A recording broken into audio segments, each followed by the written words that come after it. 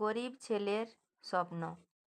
একটি ছোট্ট গ্রামে থাকত এক গরিব ছেলে। নাম তার রাহুল। ছোট্ট কুঁড়ে ঘর, ভাঙা টিনের ছাউনি। বৃষ্টির দিনে ঘরের ভেতরেও জল পড়ত টুপটাপ করে। রাহুলের বাবা ছিলেন দিনমজুর। সকাল হলেই কাজের খোঁজে বেরিয়ে যেতেন। কখনো ইটভাটায়, কখনো নির্মাণস্থলে।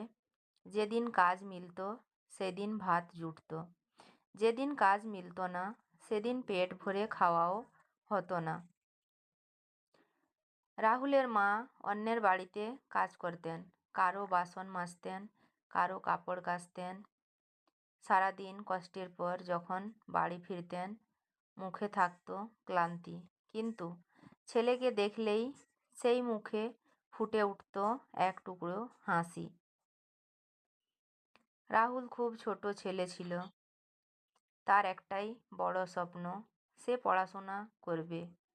প্রতিদিন সকালে সে দেখত তার সমবয়সী বন্ধুরা পরিষ্কার জামা পরে কাঁধে ব্যাগ ঝুলিয়ে স্কুলে যাচ্ছে।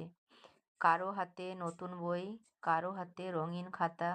তারা হাসতে হাসতে, গল্প করতে করতে স্কুলের দিকে হাঁটত। রাহুল দূর থেকে দাঁড়িয়ে সব দেখত। তার চোখে ভাসত একরাশ কষ্ট আর লুকোনো স্বপ্ন। সে ভাবত, আমিও যদি ওদের মতো স্কুল যেতে পারতাম, আমিও যদি বই হাতে নিয়ে পড়তে পারতাম। কিন্তু বাস্তবতা ছিল বড় কঠিন।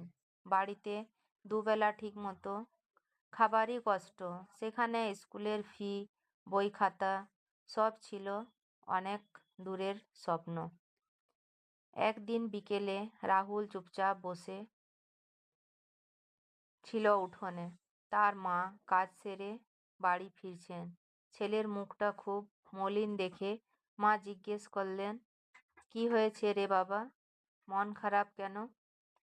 রাহুল একটু ইতস্তত করে বলল, মা, আমার সব বন্ধুরাই স্কুলে যায়, ওদের নতুন বই আছে, খাতা আছে। আমারও খুব ইচ্ছে করে স্কুলে যেতে। আমি কি কোনোদিন স্কুলে যেতে পারবো না? এই কথা শুনে মায়ের বুকটা যেন কেঁপে উঠল। তিনি কিছুক্ষণ চুপ করে রইলেন। চোখের কোণে জল চলে এলো। তারপর ধীরে ধীরে বললেন, কি করব বাবা, আমরা তো খুব গরিব। তোমার বাবা যা রোজগার তাতে কোনো রকমের সংসার চলে। স্কুলে ভর্তি করতে টাকা লাগে, বই কিনতে টাকা লাগে, আমাদের তো সেই সামর্থ্য নেই। রাহুল মাথা নিচু করে বসে রইল। তার ছোট্ট হৃদয়ে তখন এক বিশাল কষ্ট। কিন্তু সে মাকে দোষ দিল না। সে জানত তার মা বাবা তাকে ভালোবাসেন, কিন্তু তাদের হাত খালি। সেই রাতেই রাহুল ঘুমোতে পারছিল না। কুঁড়ে ঘরের ছিদ্র দিয়ে আকাশের তারা দেখা যাচ্ছিল।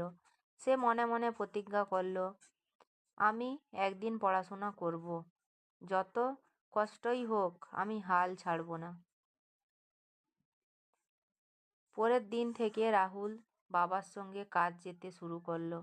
কাজের ফাঁকে সে রাস্তার পাশে পড়ে থাকা পুরনো খবরের কাগজ কুড়িয়ে আনত।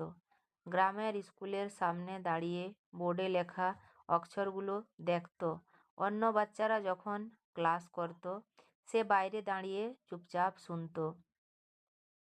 একদিন স্কুলের একজন শিক্ষক তাকে বাইরে দাঁড়িয়ে থাকতে দেখে ডাকলেন, তুমি প্রতিদিন এখানে দাঁড়িয়ে থাকো কেন? রাহুল লজ্জা পেয়ে বলল, স্যার, আমার পড়তে খুব ইচ্ছে করে, কিন্তু আমার বাবা মায়ের কাছে টাকা নেই। শিক্ষক সব শুনে খুব অবাক হলেন। তিনি রাহুলের চোখে স্বপ্ন দেখলেন। তিনি বললেন, টাকা না থাকলে কি হয়েছে, ইচ্ছা শক্তি থাকলে সব সম্ভব। তুমি কাল থেকে স্কুলে আসবে, তোমার বই খাতার ব্যবস্থা আমরা করব। এই কথা শুনে রাহুলের চোখ ভরে উঠল আনন্দের জলে। সেদিন সে দৌড়ে বাড়ি গিয়ে মাকে জড়িয়ে ধরে বলল, মা, আমি স্কুলে যেতে পারবো। মায়ের চোখে তখন আনন্দের অশ্রু।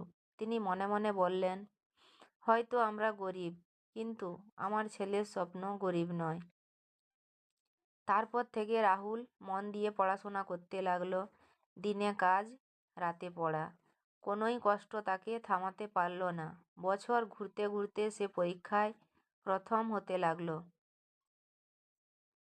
গ্রামের মানুষ বলতো, দেখো, গরিবের ছেলে হয়েও কি সুন্দর করে পড়াশোনা করছে।